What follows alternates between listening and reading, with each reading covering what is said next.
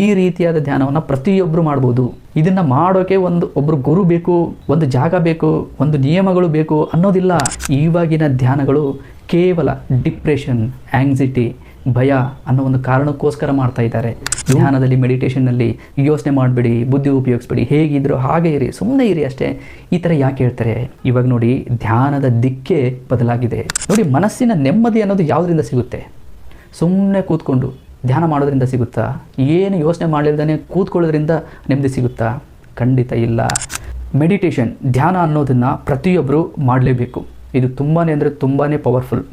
ನೋಡಿ, ಇದರಿಂದ ಜೀವನದ ಸತ್ಯಗಳು ಗೊತ್ತಾಗ್ತವೆ. ದೇವರು ಅಂದರೆ ಆ ಒಂದು ಭಗವಂತ ಶಕ್ತಿ ಅನ್ನೋದು ಯಾವುದು ಅನ್ನೋದು ಗೊತ್ತಾಗುತ್ತೆ. ಮತ್ತು ನಮ್ಮ ಬಗ್ಗೆ ನಮಗೆ ಗೊತ್ತಾಗುತ್ತೆ, ನಮ್ಮ ಆಲೋಚನೆಗಳು ಹೇಗಿದ್ದಾವೆ ಅನ್ನೋದು ಗೊತ್ತಾಗುತ್ತೆ.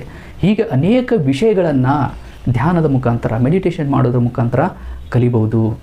ಆದರೆ ನೋಡಿ, ಕೆಲವೊಬ್ಬರಿಗೆ ಮೆಡಿಟೇಷನ್ ಹೇಗೆ ಮಾಡಬೇಕು ಅನ್ನೋದೇ ಗೊತ್ತಿರೋದಿಲ್ಲ. ಇದನ್ನು ತುಂಬ ಸಣ್ಣ ಸಣ್ಣ ವಿಷಯಗಳಿಗೆ ಇವಾಗ ಮಾಡ್ತಾ ಇದ್ದಾರೆ. ನೋಡಿ, ಧ್ಯಾನಕ್ಕೆ ತುಂಬಾ ಅಂದರೆ ತುಂಬಾ ದೊಡ್ಡದಾದ ಒಂದು ಅರ್ಥ ಇದೆ. ನೀವೇನಾದ್ರು ಧ್ಯಾನ ಮಾಡ್ತಾ ಇದ್ದೀರಾ ಅಂತಂದರೆ ಫಸ್ಟು ಧ್ಯಾನ ಅಂದರೆ ಏನು ಅನ್ನೋದನ್ನು ತಿಳ್ಕೊಳ್ಳಿ. ನೋಡಿ, ಧ್ಯಾನ ಅನ್ನೋದು ಏನಿದೆಯಲ್ವಾ, ಇದು ಒಂದು ಸಂಸ್ಕೃತ ಪದ. ಧೀ ಅನ್ನೋ ಒಂದು ಧಾತುವಿಂದ ಇದು ಬಂದಿದೆ. ಧೀ ಅಂತಂದರೆ ಬುದ್ಧಿ, ಪ್ರಜ್ಞೆ, ಗ್ರಹಿಕೆ ಶಕ್ತಿ, ಯಾವುದು ಒಳ್ಳೆಯದು, ಯಾವುದು ಕೆಟ್ಟದ್ದು, ಇವು ಎರಡನ್ನು ಬಿಡಿಸಿ ನೋಡೋ ಸಾಮರ್ಥ್ಯ ಇದಕ್ಕಿರುತ್ತೆ. ಮತ್ತು ಆಮೇಲೆ ತಿಳುವಳಿಕೆ, ಮೇಧಾಶಕ್ತಿ ಅಂತಲೂ ಕೂಡ ಕರೀತಾರೆ. ನೋಡಿ, ಗಾಯತ್ರಿ ಮಂತ್ರದಲ್ಲಿ ಒಂದು ಸಾಲು ಬರುತ್ತೆ, ಧಿಯೋ ಯೋನ ಪ್ರಚೋದಯಾತ್. ಅಂದರೆ ಇದರ ಅರ್ಥ ಏನು ಅಂತಂದರೆ, ನಮ್ಮ ಬುದ್ಧಿಯನ್ನು ಸನ್ಮಾರ್ಗದ ಕಡೆಗೆ ಪ್ರೇರೇಪಿಸು ಅಂತ. ನೋಡಿ, ಬುದ್ಧಿಗೆ ತುಂಬಾ ಅಂದರೆ ತುಂಬಾ ಮಹತ್ವ ಇದೆ. ನಾವು ಅದನ್ನು ನೆಗ್ಲೆಕ್ಟ್ ಮಾಡ್ತಾ ಇದ್ದೀವಿ ಅಷ್ಟೇ. ಕೆಲವೊಬ್ಬರು ಧ್ಯಾನದಲ್ಲಿ ಇದನ್ನು ನೆಗ್ಲೆಕ್ಟ್ ಮಾಡೋ ಥರ ಮಾಡ್ತಿದ್ದಾರೆ. ನೋಡಿ, ಇವಾಗ ಕೆಲವ್ರು ಏನು ಹೇಳ್ತಾ ಇದ್ದಾರೆ ಅಂತಂದರೆ, ನೀವು ಧ್ಯಾನದಲ್ಲಿ ಏನು ಯೋಚಿಸಲೇಬಾರ್ದು, ಸುಮ್ಮನೆ ಕೂತ್ಕೋಬೇಕಷ್ಟೇ. ನೋಡಿ, ಹಾಗೆ ಸುಮ್ಮನೆ ಯೋಚನೆ ಮಾಡಿ, ನಮಗೆ ಬುದ್ಧಿ ಇಲ್ಲ ಅಂದರೆ ಬದುಕೋಕೆ ಆಗುತ್ತಾ? ಇವತ್ತು ನಾವು ಏನೇ ಮಾಡ್ತಿದ್ದೀವಿ ಅಂದರೂ, ನಮ್ಮಲ್ಲಿ ಏನೇ ಆ್ಯಕ್ಟಿವಿಟೀಸ್ ಇದ್ದಾವೆ ಅಂತಂದರೂ ಅದಕ್ಕೆ ಕಾರಣ ಬುದ್ಧಿನೇ. ನಾವು ಇವತ್ತು ಬೆಳಗ್ಗೆ ಬೇಗ ಎದ್ದೇಳ್ತಾ ಇದ್ದೀವಿ ಅಂತಂದರೆ ನಾವು ಇವತ್ತೇನೋ ಒಂದು ಕೆಲಸ ಮಾಡಬೇಕು ಅಂತ ಅಂದ್ಕೊಂಡಿರ್ತೀವಿ. ಆ ಒಂದು ವಿಚಾರ ಬುದ್ಧಿಯಿಂದನೇ ಮಾಡಿರ್ತೀವಿ. ಇವಾಗ ನೋಡಿ, ನಾವು ಸಂಪಾದನೆ ಮಾಡಬೇಕು ಮತ್ತು ಜ್ಞಾನ ಗಳಿಸಬೇಕು ಅಂತಂದರೆ ಬುದ್ಧಿಯ ಒಂದು ಮಹತ್ವ ತುಂಬಾ ಅಂದರೆ ತುಂಬಾ ಇದೆ. ನಮಗೆ ಬುದ್ಧಿ ಬೇಕೇ ಬೇಕು, ಯೋಚನೆ ಮಾಡಲೇಬೇಕು. ಇಲ್ಲಿ ಬುದ್ಧಿಯನ್ನು ನಾಶ ಮಾಡಬೇಕಾಗಿಲ್ಲ, ಅದನ್ನು ಸರಿಯಾಗಿ ಉಪಯೋಗಿಸ್ಬೇಕು ನಾವು. ನೋಡಿ, ನಮ್ಮ ಬುದ್ಧಿ ಹೇಗೆ ಕೆಲಸ ಮಾಡುತ್ತೆ ಅಂತಂದರೆ, ಇವಾಗ ನಮ್ಮ ಮುಂದೆ ಒಂದು ಬೆಂಕಿ ಇದೆ ಅಂತ ಅಂದ್ಕೊಳ್ಳಿ. ಅದನ್ನು ನೋಡಿದ ತಕ್ಷಣ, ನಮ್ಮ ಕಣ್ಣು ಅದನ್ನು ನೋಡಿದ ತಕ್ಷಣ ನಮ್ಮ ಬುದ್ಧಿ ಹೇಳುತ್ತೆ ಅದು ಬೆಂಕಿ, ಅದು ಸುಡುತ್ತೆ ಅಂತ ಹೇಳಿ. ಆಗ ನಾವು ಅದರಿಂದ ದೂರ ಇರ್ತೀವಿ. ಅದೇ ರೀತಿಯಲ್ಲಿ ಒಂದು ಹಾವಿರುತ್ತೆ ಅಂತ ಅಂದ್ಕೊಳ್ಳಿ, ಆಗ ನಮ್ಮ ಬುದ್ಧಿ ಹೇಳುತ್ತೆ ಅದು ಹಾವು, ಹೋಗಬೇಡ, ಡೇಂಜರ್ ಅಂತ ಹೇಳಿ. ಆವಾಗ ನಾವು ಅದರಿಂದ ದೂರ ಇರ್ತೀವಿ. ನೋಡಿ, ಇದು ಹಾವು, ಇದು ಬೆಂಕಿ ಅನ್ನೋ ಈ ಒಂದು ಜ್ಞಾನ ನಾವು ಬುದ್ಧಿಯಿಂದನೇ ಕಲ್ತಿರ್ತೀವಿ. ಅಕಸ್ಮಾತ್ ಅದು ಬೆಂಕಿನೇ ಅಲ್ಲ, ಅದು ಸುಡೋದೇ ಅಲ್ಲ, ಅದು ಹಾವು ನಮಗೆ ಕಚ್ಚೋದೇ ಇಲ್ಲ ಅನ್ನೋ ಒಂದು ಅರಿವು, ಆ ಒಂದು ಜ್ಞಾನ ನಮಗಿಲ್ಲ ಅಂತಂದರೆ ನಾವು ಬೆಂಕಿ ಹತ್ರ ಹೋಗಿ ಸುಟ್ಕೊತಿದ್ವಿ, ಹಾವಿನ ಹತ್ರ ಹೋಗಿ ಕಚ್ಚಿಸ್ಕೊತಿದ್ವಿ. ಹಾಗಾಗಿ ಜ್ಞಾನ ಅನ್ನೋದಿದೆಯಲ್ಲ, ತುಂಬಾ ಅಂದರೆ ತುಂಬಾ ಇಂಪಾರ್ಟೆಂಟ್. ನೋಡಿ, ನಮ್ಮ ಒಂದು ಬುದ್ಧಿ ಯಾವುದು ಸರಿ ಯಾವುದು ತಪ್ಪು ಅನ್ನೋದನ್ನು ಬಿಡಿಸಿ ತೋರಿಸುತ್ತೆ. ವ್ಯಕ್ತಿ ಸರಿಯಾದ ಆಯ್ಕೆ ಮಾಡ್ಕೊತಾನೋ ಅಥವಾ ತಪ್ಪಾದ ಆಯ್ಕೆ ಮಾಡ್ಕೊತಾನೋ ಅದು ಅವನಿಗೆ ಬಿಟ್ಟಿದ್ದು. ಅಜ್ಞಾನದಿಂದ ಜ್ಞಾನದ ಕಡೆಗೆ ನಾವು ಹೋಗಬೇಕು ಅಂದರೆ ಬುದ್ಧಿಯನ್ನು ಉಪಯೋಗಿಸಲೇಬೇಕು, ನಾವು ಯೋಚನೆ ಮಾಡಲೇಬೇಕು. ನಾವು ಜ್ಞಾನದ ಸ್ಟೆಪ್ ಏನು ಅಂತಂದರೆ ಮೊದಲು ಯೋಚನೆ ಮಾಡೋದು. ಯೋಚನೆ ಮಾಡೋಕ್ಕೆ ಏನು ಬೇಕು? ಬುದ್ಧಿ ಬೇಕೇ ಬೇಕು. ನೋಡಿ, ಭಗವಂತ ನಮಗೆ ಏನಾದರೂ ಒಂದು ಕೊಟ್ಟಿದ್ದಾನೆ, ನಮ್ಮ ದೇಹದಲ್ಲಿ ಇಟ್ಟಿದ್ದಾನೆ ಅಂತಂದರೆ ಅದು ಸುಮ್ಮನೆ ಇರೋದಿಲ್ಲ, ಅದಕ್ಕೇನಾದ್ರು ಒಂದು ಬಲವಾದ ಒಂದು ರೀಸನ್ ಇದ್ದೇ ಇರುತ್ತೆ. ಹಾಗೆ ನಮ್ಮಲ್ಲಿ ಬುದ್ಧಿ ಅನ್ನೋದಿದೆ ಅಂತಂದರೆ ಅದಕ್ಕೂ ಕೂಡ ಬಲವಾದ ಕಾರಣ ಇರುತ್ತೆ. ಆ ಒಂದು ಬುದ್ಧಿಯನ್ನು ಉಪಯೋಗಿಸಿ ನಾವು ಈ ಒಂದು ಪ್ರಪಂಚದಲ್ಲಿರುವ ಕೆಡುಕಿನಿಂದ ದೂರ ಉಳಿಬೇಕು, ಸನ್ಮಾರ್ಗದ ಕಡೆಗೆ ಹೋಗಬೇಕು, ಭಗವಂತನನ್ನು ತಿಳ್ಕೋಬೇಕು. ನನಗೆ ಒಂದು ಅರ್ಥ ಆಗದೆ ಇರೋ ವಿಚಾರ ಏನು ಅಂತಂದರೆ, ಥಿಂಕಿಂಗ್ ಮಾಡಬೇಡಿ, ಓವರ್ ಥಿಂಕಿಂಗ್ ಮಾಡಬೇಡಿ, ಅದು ತುಂಬ ಡೇಂಜರ್ ಅಂತ ಹೇಳ್ತಾರೆ. ನೋಡಿ, ಥಿಂಕಿಂಗ್ ಮಾಡೋದು ಯಾವ ಇದರಲ್ಲಿ ಡೇಂಜರು, ವ್ಯಕ್ತಿ ಯಾವ ಇದರಲ್ಲಿ ದಾರಿ ತಪ್ಪಿಸುತ್ತೆ ಅದು. ನೋಡಿ, ಇವತ್ತು ಪ್ರಪಂಚದಲ್ಲಿ ವ್ಯಕ್ತಿ ಏನೇ ಮಾಡಿದ್ದಾನೆ ಅಂತಂದರೂ ಥಿಂಕಿಂಗಿಂದ, ಯೋಚನೆಯಿಂದನೇ ಅವನು ಹಲವಾರು ವಸ್ತುಗಳನ್ನು ಕಂಡು ಹಿಡಿದಿದ್ದಾನೆ, ಅನೇಕ ಗುರಿಗಳನ್ನು ಮುಟ್ಟಿದ್ದಾನೆ, ಸಾಧನೆಗಳನ್ನು ಮಾಡಿದ್ದಾನೆ. ಇವೆಲ್ಲ ಹೇಗೆ ಸಾಧ್ಯ? ಯೋಚನೆ ಮಾಡೋದ್ರಿಂದ. ನೋಡಿ, ನಾವು ಯೋಚನೆ ಮಾಡದ ಹೊರತು, ಪ್ರಶ್ನೆಗಳನ್ನು ಹಾಕೊಳ್ಳದ ಹೊರತು ನಮಗೆ ಭಗವಂತ ಕೂಡ ಸಿಗೋದಿಲ್ಲ. ಫಸ್ಟ್ ಭಗವಂತ ಸಿಗಬೇಕು ಅಂತಂದರೆ ಥಿಂಕ್ ಮಾಡಲೇಬೇಕು, ಯೋಚನೆ ಮಾಡಲೇಬೇಕು. ಅದೇ ಕಾರಣಕ್ಕೇ ನಮಗೆ ಭಗವಂತ ಬುದ್ಧಿಯನ್ನು ಕೊಟ್ಟಿದ್ದಾನೆ. ಯೋಚನೆ ಮಾಡಿದರೆ ಮೆಂಟಲಿ ಸ್ಟ್ರೆಸ್ ಆಗುತ್ತೆ ಅಂತ ಹೇಳ್ತಾರೆ. ಹೌದು, ಮೆಂಟಲಿ ಸ್ಟ್ರೆಸ್ ಆಗುತ್ತೆ ನಿಜ, ಆದರೆ ಒಳ್ಳೆ ರಿಸಲ್ಟ್ ಸಿಗುತ್ತಲ್ವ ನಮಗೆ. ಇವಾಗ ನೋಡಿ, ಡಾಕ್ಟ್ರು ಇಂಜೆಕ್ಷನ್ ಮಾಡ್ತಾರೆ ಅಂದರೆ ಸ್ವಲ್ಪ ಸಮಯ ಅದು ನೋವಾಗುತ್ತೆ, ಆಮೇಲೆ ನಮಗೆ ಆರೋಗ್ಯ ಸಿಗುತ್ತೆ. ಅದೇ ರೀತಿಯಲ್ಲಿ ನಾವು ಯೋಚನೆ ಮಾಡೋದ್ರಿಂದ ನಮಗೆ ಜ್ಞಾನ ಕೂಡ ಸಿಗುತ್ತೆ. ಅಜ್ಞಾನದಿಂದ ದೂರ ಇರ್ತೀವಿ ನಾವು. ನೋಡಿ, ಮನಸ್ಸಿನ ನೆಮ್ಮದಿ ಅನ್ನೋದು ಯಾವುದರಿಂದ ಸಿಗುತ್ತೆ? ಸುಮ್ಮನೆ ಕೂತ್ಕೊಂಡು ಧ್ಯಾನ ಮಾಡೋದ್ರಿಂದ ಸಿಗುತ್ತಾ? ಏನು ಯೋಚನೆ ಮಾಡಿಲ್ದೇ ಕೂತ್ಕೊಳ್ಳೋದ್ರಿಂದ ನೆಮ್ಮದಿ ಸಿಗುತ್ತಾ? ಖಂಡಿತ ಇಲ್ಲ. ನೋಡಿ, ಕೆಡುಕಿನಿಂದ ನಾವು ದೂರ ಇದ್ದಾಗ ಮಾತ್ರ ನಮ್ಮ ಮನಸ್ಸಿಗೆ ನೆಮ್ಮದಿ ಸಿಗುತ್ತೆ. ಕೆಡುಕು ಏನಾದ್ರು ನಮ್ಮ ಒಳಗಡೆ ಪ್ರವೇಶ ಮಾಡ್ತು ಅಂತಂದರೆ ನಾವು ಡಿಸ್ಟರ್ಬೆನ್ಸ್ ಆಗ್ತೀವಿ. ನೋಡಿ, ಬುದ್ಧಿಯಿಂದ ನಮಗೆ ಏನೆಲ್ಲ ಉಪಯೋಗ ಇದೆ. ಆದರೂ ಯಾಕೆ ಕೆಲವೊಬ್ಬರು ಧ್ಯಾನದಲ್ಲಿ, ಮೆಡಿಟೇಷನ್ನಲ್ಲಿ ಯೋಚನೆ ಮಾಡಿಬಿಡಿ, ಬುದ್ಧಿ ಉಪಯೋಗಿಸ್ಬಿಡಿ, ಹೇಗಿದ್ರು ಹಾಗೆ ಇರಿ, ಸುಮ್ಮನೆ ಇರಿ ಅಷ್ಟೇ, ಈ ಥರ ಯಾಕೆ ಹೇಳ್ತಾರೆ? ಇವಾಗ ನೋಡಿ, ಧ್ಯಾನದ ದಿಕ್ಕೇ ಬದಲಾಗಿದೆ. ಅವಾಗೆಲ್ಲ ಧ್ಯಾನ ಮಾಡ್ತಿದ್ರು. ಯಾಕೆ ಮಾಡ್ತಿದ್ರು? ಮೋಕ್ಷ ಪಡೆಯೋದಕ್ಕೆ, ಜೀವನದ ಸತ್ಯವನ್ನು ತಿಳ್ಕೊಳ್ಳೋಕ್ಕೆ. ಭಗವಂತ ಅನ್ನೋ ಒಂದು ಶಕ್ತಿ ಇದೆ, ಆ ಒಂದು ಶಕ್ತಿ ಯಾವುದು ಅನ್ನೋದನ್ನು ತಿಳ್ಕೊಳ್ಳೋದಕ್ಕೋಸ್ಕರ ಧ್ಯಾನ ಮಾಡ್ತಿದ್ರು. ಆದರೆ ಸ್ನೇಹಿತರೆ, ಇವಾಗಿನ ಧ್ಯಾನಗಳು ಕೇವಲ ಡಿಪ್ರೆಷನ್, ಆ್ಯಂಗ್ಸೈಟಿ, ಭಯ ಅನ್ನೋ ಒಂದು ಕಾರಣಕ್ಕೋಸ್ಕರ ಮಾಡ್ತಾ ಇದ್ದಾರೆ. ನೋಡಿ, ಈ ಒಂದು ಡಿಪ್ರೆಷನ್, ಆ್ಯಂಗ್ಸೈಟಿ ಅನ್ನೋದು ಯಾಕೆ ಬರುತ್ತೆ? ಇದ್ರ ಮೂಲನ ನಾವು ಒಂದು ಸ್ವಲ್ಪ ಹುಡುಕ್ಬೇಕಲ್ವ? ಯಾಕೆ ಅಂತಂದರೆ ನೋಡಿ, ನಮಗೆ ಜೀವನ ಏನು ಅಂತ ಗೊತ್ತಿಲ್ಲ. ಫಸ್ಟ್ ಆಫ್ ಆಲ್ ನಾವಿಲ್ಲಿ ಯಾಕಿದ್ದೀವಿ, ಯಾಕೆ ಬದುಕ್ತಾ ಇದ್ದೀವಿ, ಈ ಜೀವನ ಅನ್ನೋದು ಯಾಕಿದೆ, ನಾವಿಲ್ಲಿ ಹೇಗೆ ಬದುಕಬೇಕು ಅನ್ನೋದು ಗೊತ್ತಿಲ್ಲ. ನಾವೇನೆಂದರೆ ಸುಮ್ಮನೆ ಯಾರೇನು ಮಾಡ್ತಾರೋ ಅದನ್ನೇ ಮಾಡೋಕ್ಕೆ ಹೊರಟಿದ್ದೀವಿ ಅಷ್ಟೇ.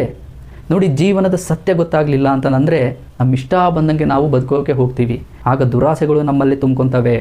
ನಾವೇನು ಮಾಡ್ತೀವಿ? ಅವಾಗ ಏನೇ ಇದ್ದರೂ ನಾನು ಮಾತ್ರ ಚೆನ್ನಾಗಿರಬೇಕು, ನಾನು ಮಾತ್ರ ಸುಖ ಪಡಬೇಕು ಅನ್ನೋ ಒಂದು ಯೋಚನೆ ನಮ್ಮಲ್ಲಿ ಬರುತ್ತೆ. ಆಗ ನೋಡಿ, ವ್ಯಕ್ತಿ ಮತ್ತೊಬ್ಬರಿಗೆ ಅನ್ಯಾಯ ಮಾಡ್ತಾನೆ, ಮೋಸ ಮಾಡ್ತಾನೆ. ಹುಟ್ಟುವಾಗ ಮನುಷ್ಯನಾಗೇ ಹುಟ್ಟಿರ್ತಾನೆ, ಅವನಲ್ಲಿ ಯಾವಾಗ ಅಜ್ಞಾನ ಹೆಚ್ಚಾಗುತ್ತೋ ಮೃಗ ಆಗೋಕ್ಕೆ ಶುರು ಮಾಡ್ತಾನೆ. ನೋಡಿ, ಅವನ ಒಂದು ಮನಸ್ಸಿನ ಆಸೆಗಳು ಅವನಿಗೆ ಹೇಳ್ಬೋದು, ಅದನ್ನು ಮಾಡು ಇದನ್ನು ಮಾಡು ಅಂತ ಹೇಳಿ. ಬಟ್ ಒಳಗಡೆ ಇರೋ ಒಂದು ಅಂತರಾತ್ಮ ಇರುತ್ತಲ್ವ, ಅದು ಕೇಳೋದಿಲ್ಲ. ಅದಕ್ಕೆ ಒಳ್ಳೆಯದೇ ಬೇಕು, ಭಗವಂತನೇ ಬೇಕು ಅದಕ್ಕೆ. ಹಾಗಾಗಿನೇ ಡಿಪ್ರೆಷನ್, ಆ್ಯಂಗ್ಸೈಟಿ ಅನ್ನೋದು ಜಾಸ್ತಿ ಆಗುತ್ತೆ. ಸ್ವಲ್ಪ ಜೀವನದ ಬಗ್ಗೆ ಆರಾಮಾಗಿ ಕೂತ್ಕೊಂಡು ಯೋಚನೆ ಮಾಡಿ, ಒಬ್ಬರೇ ಕೂತ್ಕೊಂಡು ನಾನು ಯಾರು, ನಾನಿಲ್ಲಿ ಯಾಕಿದ್ದೀನಿ, ಈ ಜೀವನ ಅನ್ನೋದು ಯಾಕಿದೆ, ನಾನಿಲ್ಲಿ ಹೇಗೆ ಬದುಕಬೇಕು ಅಂತ ಸುಮ್ಮನೆ ಯೋಚನೆ ಮಾಡಿ. ಸುಮ್ಮನೆ ಕೂತ್ಕೊಳ್ಳೋದೆಲ್ಲ ಕಣ್ಣು ಮುಚ್ಕೊಂಡು ಯೋಚನೆ ಮಾಡಿ, ಉತ್ತರವನ್ನು ಹುಡುಕಿ. ನೋಡಿ, ನಮಗೆ ಎಲ್ಲರೂ ಒಂದು ಕಡೆ ಪ್ರಯಾಣ ಮಾಡ್ತಾ ಇದ್ವಿ ಅಂತಂದರೆ ರೂಟ್ ಗೊತ್ತಿತ್ತು ಅಂದರೆ ಆರಾಮಾಗಿ ಖುಷಿಯಿಂದ ಹೋಗ್ತೀವಿ. ಆ ಕಡೆ ಈ ಕಡೆ ನಮ್ಮ ಕಾನ್ಸಂಟ್ರೇಷನ್ ಹೋಗೋದಿಲ್ಲ. ಆದರೆ ನಮಗೆ ರೂಟೇ ಗೊತ್ತಿಲ್ಲ ಅಂತಂದರೆ ನಾನು ಎಲ್ಲಿ ಹೋಗ್ತೀನಿ ಏನೋ ಅನ್ನೋ ಒಂದು ಭಯ ಕಾಡ್ತಾ ಇರುತ್ತೆ. ಹಾಗಾಗಿನೇ ಜೀವನ ಕೂಡ ಅಷ್ಟೇ, ಜೀವನವನ್ನು ತಿಳಿದು ಬದುಕಬೇಕು. ನೋಡಿ, ಇಂಥ ಮೆಡಿಟೇಷನ್ ಏನಿದೆಯಲ್ವ, ಅಂದರೆ ನೀವೇನು ಯೋಚನೆ ಮಾಡಿಬಿಡಿ, ಸುಮ್ಮನೆ ಕೂತ್ಕೊಳ್ಳಿ, ನಿಮಗೆ ಒಂದು ಶಾಂತಿ ಸಿಗುತ್ತೆ, ನೆಮ್ಮದಿ ಸಿಗುತ್ತೆ. ಈ ಥರ ಯಾರು ಹೇಳ್ತಾರೆ ಅಂತಂದರೆ ಜೀವನದಲ್ಲಿ ಅವರು ಏನು ಕಷ್ಟನೇ ಪಡ್ತಾ ಇರೋದಿಲ್ಲ, ಅವರಿಗೆ ಎಲ್ಲವೂ ಸುಲಭವಾಗಿ ಸಿಗ್ತಾ ಇರುತ್ತೆ. ಅಂಥವ್ರು ಮಾತ್ರ ಇಂಥ ಒಂದು ಮಾತುಗಳನ್ನು ಹೇಳೋಕ್ಕೆ ಸಾಧ್ಯ. ಇವಾಗ ನೋಡಿ, ಜೀವನದಲ್ಲಿ ಎಲ್ಲ ಇದ್ದವರು ಕೂಡ ಇಂಥವ್ರ ಹತ್ರನೇ ಹೋಗ್ತಾರೆ. ಸುಮ್ಮನೆ ಕೂತ್ಕೋಬೇಕಷ್ಟೇ, ನಿಮಗೆ ಶಾಂತಿ ಸಿಗುತ್ತೆ, ನೆಮ್ಮದಿ ಸಿಗುತ್ತೆ ಅಂತ ಹೇಳ್ತಿರ್ತಾರೆ. ಇದೇ ಮಾತನ್ನು ನೋಡಿ ಒಬ್ಬ ಕೂಲಿ ಮಾಡೋನ ಹತ್ರ ಹೇಳಿದರೆ ಅವನು ಇವ್ರಿಗೆ ಮಾಡೋಕ್ಕೇನು ಬೇರೆ ಏನು ಕೆಲಸ ಇಲ್ವಾ, ನನ್ನ ದುಡಿಮೆನೇ ನನಗೆ ಧ್ಯಾನ ಅಂತಂದು ಹೇಳಿಬಿಟ್ಟು ಹೋಗ್ತಾನೆ. ನೋಡಿ, ಧ್ಯಾನ ಅಂದರೆ ಈ ಥರ ಇರೋದಿಲ್ಲ. ಅದು ಒಬ್ಬರು ಒಪ್ಕೊಳ್ಳೋಂಗಿರುತ್ತೆ, ಇನ್ನೊಬ್ಬರು ಒಪ್ಕೊಳ್ಳೋಂಗೆ ಇರೋದಿಲ್ಲ. ಈ ಥರ ಅಲ್ಲ. ಜ್ಞಾನ ಅಂದರೆ ಎಲ್ಲರೂ ಮಾಡೋ ಥರ ಇರುತ್ತೆ. ನೋಡಿ, ಅವಾಗೆಲ್ಲ ಹಿಂದಿನ ಕಾಲದಲ್ಲಿ ಧ್ಯಾನ ಮಾಡ್ತಿದ್ರಲ್ವ, ದೇವ್ರಿಗೋಸ್ಕರ ಮೋಕ್ಷ ಸಿಗಬೇಕು ಅಂತ ಹೇಳಿ, ಜೀವನದ ಸತ್ಯವನ್ನು ತಿಳ್ಕೊಬೇಕು ಅಂತ ಹೇಳಿ ಈ ರೀತಿಯಾದ ಧ್ಯಾನವನ್ನು ಪ್ರತಿಯೊಬ್ಬರು ಮಾಡ್ಬೋದು. ಇದನ್ನು ಮಾಡೋಕ್ಕೆ ಒಬ್ಬರು ಗುರು ಬೇಕು, ಒಂದು ಜಾಗ ಬೇಕು, ಒಂದು ನಿಯಮಗಳು ಬೇಕು ಅನ್ನೋದಿಲ್ಲ. ಬುದ್ಧಿಯನ್ನು ಉಪಯೋಗಿಸ್ಬೇಕು ಅಷ್ಟೇ. ನೋಡಿ, ಧ್ಯಾನ ಅಂತಂದರೆ ನಮ್ಮ ಬುದ್ಧಿ ಏನಿದೆ ಅಲ್ವಾ, ಒಂದು ವಿಷಯದ ಕಡೆಗೆ ಏಕಾಗ್ರತೆಯಿಂದ ನಾವು ಅದರಲ್ಲಿ ಇರಿಸೋದಷ್ಟೇ. ಯಾಕೆ ಇರಿಸಬೇಕು, ಯಾಕೆ ಒಂದು ವಿಷಯದ ಬಗ್ಗೆ ಥಿಂಕ್ ಮಾಡಬೇಕು ಅಂತಂದರೆ ಆ ಒಂದು ವಿಷಯದಲ್ಲಿರುವ ಸತ್ಯ ಅಸತ್ಯಗಳು ನಮಗೆ ಗೊತ್ತಾಗಬೇಕಲ್ವಾ. ಇದನ್ನು ನೀವು ಕೆಲಸ ಮಾಡುವಾಗಲೂ ಮಾಡ್ಬೋದು, ನೀವು ನಡೆಯುವಾಗಲೂ ಮಾಡ್ಬೋದು, ನೀವು ಕುಂತಾಗಲೂ ಮಾಡ್ಬೋದು, ನೀವು ಮಲಗಿದಾಗಲೂ ಕೂಡ ಮಾಡ್ಬೋದು. ಇಂಥ ಒಂದು ಧ್ಯಾನನ ಅಂದರೆ ಯೋಚನೆ ಮಾಡೋದು, ಥಿಂಕ್ ಮಾಡೋದು, ಒಂದು ವಿಷಯನ ಇಟ್ಕೊಂಡು ಅದ್ರ ಬಗ್ಗೆ ಥಿಂಕ್ ಮಾಡೋದಷ್ಟೇ. ನೋಡಿ, ಒಂದು ಸಣ್ಣ ಎಕ್ಸಾಂಪಲ್ ಹೇಳ್ತೀನಿ. ನೀವು ಯಾವುದೋ ಒಂದು ಕೆಲಸ ಮಾಡ್ತಿದ್ದೀರ, ನಿಮ್ಮ ಫುಲ್ಲು ಕಾನ್ಸಂಟ್ರೇಷನ್ ಅದ್ರ ಮೇಲೆ ಇದೆ. ಆ ಒಂದು ಕೆಲಸ ಮಾಡುವಾಗಲೂ ಕೂಡ ನಿಮಗೆ ಏನಾದ್ರು ಒಂದು ವಿಚಾರಗಳು, ಆಲೋಚನೆಗಳು ಬಂದೇ ಬರ್ತವೆ. ಬಟ್ ನೀವು ಅವನ್ನು ಗಮನಿಸ್ತೀರ ಅಷ್ಟೇ, ಅವುಗಳನ್ನು ಮೈಂಡಿಗೆ ತಗೊಳ್ಳೋದಿಲ್ಲ. ಮತ್ತು ನೀವು ಏನು ಕೆಲಸ ಮಾಡ್ತಾ ಇದ್ದೀರಲ್ವ ಅದನ್ನೇ ಮಾಡ್ತಾ ಇರ್ತೀರ. ಇದನ್ನೇ ಸಾಕ್ಷಿ ಭಾವ ಅಂತ ಹೇಳಿ ಕೂಡ ಕರಿಬೋದು. ಸುಮ್ಮನೆ ಕೂತ್ಕೊಂಡು ನಿಮ್ಮ ಆಲೋಚನೆಗಳನ್ನು ಅಬ್ಸರ್ವ್ ಮಾಡಿ ಅವುಗಳನ್ನು ಹಾಗೆ ಬಿಡಿ ಅಂತಂದು ಹೇಳ್ತಾ ಇರ್ತಾರೆ. ಇದನ್ನು ಸುಮ್ಮನೆ ಕೂತ್ಕೊಳ್ಳೋದ್ರಿಂದ ಮಾಡುವಂಥದ್ದಲ್ಲ, ಇದನ್ನು ಪ್ರಾಕ್ಟೀಸ್ ಮಾಡೋರು ಮಾಡ್ತಾರೆ. ಬಟ್ ಸರಳವಾದ ವಿಧಾನ ಏನು ಅಂತಂದರೆ, ನಾವು ಒಂದು ವಿಷಯದಲ್ಲಿ ಬ್ಯುಸಿ ಇದ್ದಾಗ ನಮ್ಮ ಮೈಂಡ್ ಡಿಸ್ಟರ್ಬೆನ್ಸ್ ಆಗೋದಿಲ್ಲ. ಬಟ್ ನಮ್ಮ ಮೈಂಡಿಗೆ ನಾವು ಯಾವಾಗ ಅದನ್ನು ಒಂದು ಕಡೆ ಫೋಕಸ್ ಮಾಡೋದಿಲ್ವೋ ಆವಾಗ ನಮ್ಮಲ್ಲಿ ಅನೇಕ ವಿಚಾರಗಳು ಬರ್ತವೆ, ಗೊಂದಲಕ್ಕೆ ಒಳಗಾಗ್ತೀವಿ.